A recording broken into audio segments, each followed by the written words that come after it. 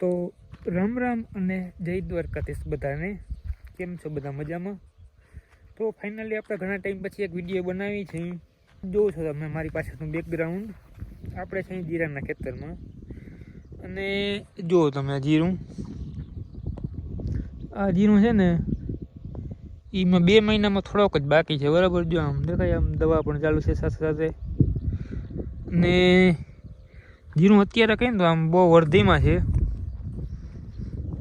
જો તમે આવું કંઈક જીરું છે, પણ દેખાય તમે હરખું જોશો ને તો તમને જીરામાં એક પ્રોબ્લેમ દેખાશે. બતાવું તમને, અહીંયા તો નથી પડખે, એ બાજુ જે નામ જો છેટે દેખાય.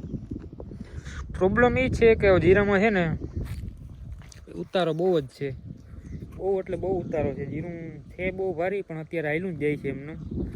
અને છેલ્લું પાણી 40 થી 45 દિવસનું હતું ને ત્યારે પાયું હતું, અને તે પછી હવે ઋતુમાં કંઈ ફેરફાર થયો હોય કે જે હોય તે, પણ ઉતરતું બહુ જાય છે. હવે રોકાતું નથી કદનું, અત્યારે એમને હાલ્યું જ જાય છે. તમને બતાવું કેવી રીતનું સુકાતું જાય છે. નહીં તમે જો દેખાય, આ છોડ છે ને એ મૂંડે સુકાવા આગળ વધારે છે, એ બતાવું તમને. જો દેખાય તમને, આ જો આ પ્રમાણે છે ને બધા છોડ સુકાતા જાય છે. અને આમાં ના દવા કામ લાગે કે ના દુવા કામ લાગે, બરાબર. આપણે તમે દવા પાઈએ છીએ ને છાંટીએ છીએ. જો તમે આવું કંઈક જ્યાં વાળા પડે છે ને આમ સુકાઈ જાય છે, બરાબર. અત્યારે આ એક બહુ મેઇન પ્રોબ્લેમ છે. તો તમને કંઈ આની માહિતી હોય ઉતારા વિશેની તો થોડીક કમેન્ટમાં જણાવજો અને બતાવજો કે આનું દવા છટાય કે શું કરાય, કે દવા પાવાની. હવે પાઈએ તો ઉતરું છે, એટલે પાવાની તમારે શું વાતે કરવી. છાંટવામાં કંઈ ગણ કરતું હોય તો કહેજો. બાકી તો આપણે એગ્રોવાળાને ઘણાને પૂછ્યું છે, તો બધાનું કહેવું એમ જ છે કે ભાઈ ઉતારામાં એકેય દવામાં 100% રિઝલ્ટ છે નહીં.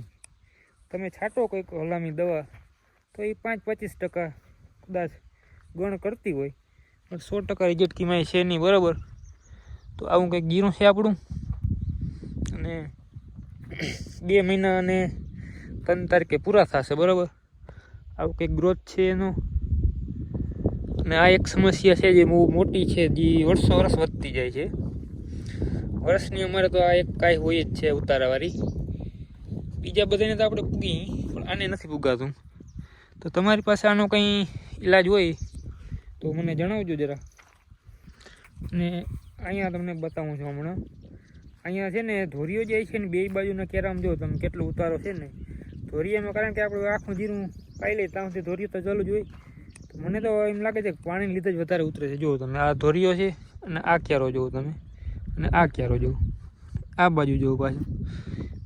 ધોરિયાની છે ને 2 બાજુ વધારે ઉતરે છે, બરાબર. તો પાણીને લીધે પણ સમસ્યા હોઈ શકે છે એવું લાગે છે.